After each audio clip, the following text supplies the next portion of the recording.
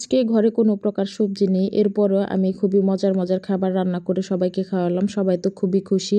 সবাইকে খুশি করলাম আর আপনাদেরকেও খুশি করার জন্য নিয়ে আসলাম নতুন আরও একটি রেসিপি। আসসালামু আলাইকুম, সবাই কেমন আছেন? আশা করতেছি আল্লাহর রহমতে ভালো আছেন। তো আজকে ঘরে কোনো সবজি নেই, ঘরে যা আছে সেগুলা দিয়ে মজার মজার খাবার রান্না করব। এখানে মাছের ডিম ভিজিয়ে নিয়েছি আর আগে ডালগুলা ভিজিয়ে দিলাম। রান্নার আগে সবকিছু গুছিয়ে নিলে রান্নাটা কিন্তু খুব ঝটপট হয়ে যায়। ডিমটা ভিজিয়ে রাখলাম। আজকে ছেলের পছন্দের সয়াবিন রান্না করব, এর জন্য সয়াবিনগুলা বের করে নিতেছি। রাত একদিন ঘরে যদি বাজার না থাকে তাহলে আমি কিন্তু মাহিবের বাবার সাথে রাগারাগি করি না, এইভাবে বুদ্ধি খাটিয়ে সব রান্নাগুলা করে নেই। কারণ আমি জানি ওনার যখন সময় হবে উনি ঠিকই বাজার করে নিয়ে আসবে আমি বললে। চুলায় আমি সয়াবিনটা সিদ্ধ করে নিতেছি আর আরেক চুলার মধ্যে ডালটা সিদ্ধ দিয়ে তারপর ডালটা বসিয়ে দিতেছি। কিন্তু মাছের ডিমের অসাধারণ মজার একটা রেসিপি আপনাদের সাথে শেয়ার করব, এর জন্য পুরো ভিডিওটা দেখতে থাকুন। এক চুলার মধ্যে ডাল হতে হতে আরেক চুলার মধ্যে মাছের ডিমটা আমি খুব ভালো করে সিদ্ধ করে নিব। মাছের ডিমটা যেহেতু ডিপে ছিল এর জন্য যখন গরম পানিতে দিয়েছি তখন এই যে ফেটে উপরের দিকে ডিমগুলা বের হয়ে যাচ্ছিল। আপনারা চেষ্টা করবেন ডিমটা যখন একদম নর্মাল হবে তখন সিদ্ধ করে নেওয়ার জন্য, এতে করে ডিমটা কিন্তু বের হয়ে যাবে না। চুলায় দুইটা রান্না বসিয়ে আমি কিন্তু সয়াবিনগুলা খুব ভালো করে পানি চিপে চিপে নিতেছি। এখন একটা কড়াইয়ের মধ্যে তেল দিয়ে দিতেছি, এরপরে দিয়ে দিলাম বেশ অনেকটা পরিমাণের আলুটা কিছুক্ষণ তেলের উপর ভেজে নেব। এরপরে আগে থেকে পানি ঝরিয়ে রাখা সয়াবিনগুলাও দিয়ে খুব ভালো করে ভেজে নিতেছি। এরপরে সব ধরনের গুঁড়া মশলা, আদা রসুনের পেস্ট দিয়ে আমি মশলাটা কষিয়ে নিতেছি। কষানো হয়ে গেলে আগে থেকে ভেজে রাখা আলু আর সয়াবিনগুলো এর মধ্যে দিয়ে দিলাম। পরে সয়াবিন রান্না যখন শেষ হয়ে গেছে তখন এই যে মাছের ডিমগুলা সিদ্ধ করে তারপর আমি ছোট্ট ছোট্ট পিস করে কেটে নিছি।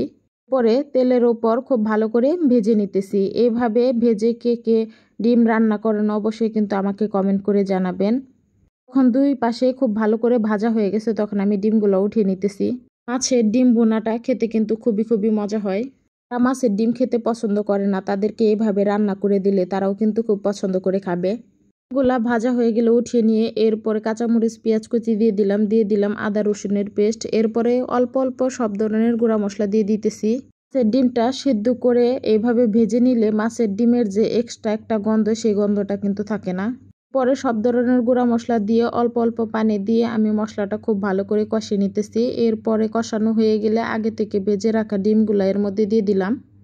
সিদ্ধ করার সময় কিছুটা অংশ বাইরে বের হয়ে চলে আসছিল, সেই ডিমগুলোও আমি এর মধ্যে দিয়ে দিলাম। এখন ডিমগুলো মশলার সাথে খুব ভালো করে মিশিয়ে নিতেছি। মিশানো হয়ে গেলে আমি কিছুটা পরিমাণের পানি দিয়ে দিতেছি। এই ডিম ভুনাতে বেশি একটা পানির প্রয়োজন হয় না, বেশি ঝুলঝুল হলে খেতে কিন্তু মজা লাগে না, এর জন্য আমি অল্প পরিমাণে পানি দিয়ে দিলাম। দিয়ে খুব ভালো করে সবকিছু মিশিয়ে এরপর ঢাকনা দিয়ে ঢেকে আমি বেশ অনেকটা সময় রান্না করে দিব। এর মধ্যে আমার মনে হচ্ছিল যে লবণ কম হয়েছে, জন্য অল্প একটু লবণ দিয়ে ঢাকনা দিয়ে ঢেকে বেশ অনেকটা সময় রান্না করে নেওয়ার পরে ধনিয়া পাতা কুচি দিয়ে এরপরে আমি রান্নাটা শেষ করে নেব। ভাবে আপনারা মাছের ডিম একবার হলে বাসায় ট্রাই করবেন, অবশ্যই আপনাদের কাছে ভালো লাগবে। এর পাশাপাশি আমি ওই যে বাচ্চার রান্নাটাও করে নিতেছিলাম। এর জন্য আমি আজকে রান্না করব পাঙ্গাস মাছ দিয়ে লাউ। এর জন্য এই যে সব মশলা কষিয়ে লাউটা আমি কষিয়ে নিতেছিলাম। মাছটা আগে কিন্তু ভেজে রেখে নিছি।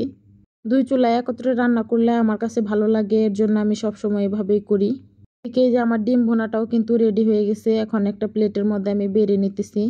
সাথে আরও কি কি রান্না করলাম সেটা তো অবশ্যই শেয়ার করব। যে প্রথমেই যে ডালগুলা বেটে রেখেছিলাম সেই ডালগুলা আমি খুব ভালো করে বেটে নিয়েছি আর এদিকে কিন্তু আমার ডিমের তরকারিটা রেডি হয়ে গেছে। এরপরে ডালের বড়াগুলো আমি খুব ভালো করে ভেজে নিতেছিলাম। ডালের বড়া আর আলু ভেজে একটা রেসিপি করেছিলাম, সেটা খুবই মজা হয়েছিল, এর জন্য আর পুরো ভিডিওটা আপনাদের সাথে শেয়ার করলাম না।